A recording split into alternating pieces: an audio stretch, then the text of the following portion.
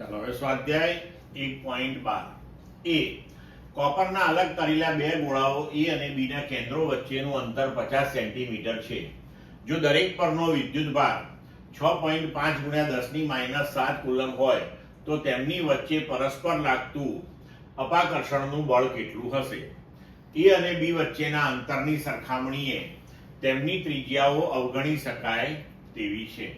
બી, જો આ દરેક ગોળા પરનો વિદ્યુતભાર બમણો કરવામાં આવે અને તેમની વચ્ચેનું અંતર અડધું કરવામાં આવે તો કેટલું અપાકર્ષણ બળ લાગશે? તો હવે આપણે જોઈએ કે બંને ગોળા પરનો વિદ્યુતભાર આપેલો છે, બે વચ્ચેનું અંતર આપ્યું છે અને તેમની વચ્ચે લાગતું અપાકર્ષણ બળ આપણે શોધવાનું છે. તો બંને પરનો વિદ્યુતભાર સમાન છે એટલે Q1 બરાબર Q2 6.5 × 10⁻7 કુલમ. બે વચ્ચેનું અંતર 50 સેન્ટીમીટર એટલે 0.5 મીટર. કે નું મૂલ્ય હંમેશા આપેલું હોય આપણને 9 × 10⁹ અને F આપણે શોધવાનું છે. તો કુલમના નિયમ અનુસાર F બરાબર K Q1 Q2/R².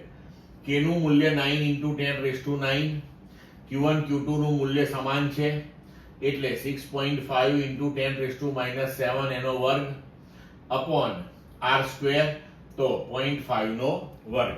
આને સાદું રૂપ આપીશું તો જવાબ મળશે આપણને 1.521 × 10⁻2 ન્યૂટન. હવે જુઓ બીમાં.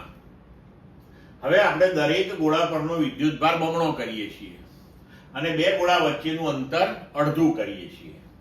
તો હવે નવ બળ આપણે શોધવાનું છે. તો નવ બળ F' બરાબર K. Q1 બમણો કર્યો એટલે 2Q1 થયો, Q2 બમણો કર્યો એટલે 2Q2 થયો અને અંતર અડધું કર્યું એટલે R/2 એનો વર્ગ.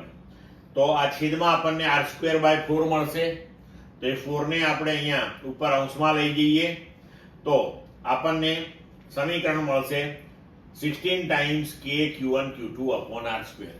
પણ K Q1 Q2/R² આપણો જૂનું બળ છે F, એટલે હવે નવું બળ એ 16 ટાઈમ F થઈ ગયું. F નું મૂલ્ય આપણે ગણ્યું છે.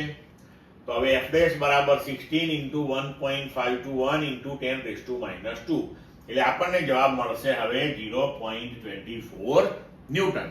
ક્લિયર મિત્રો?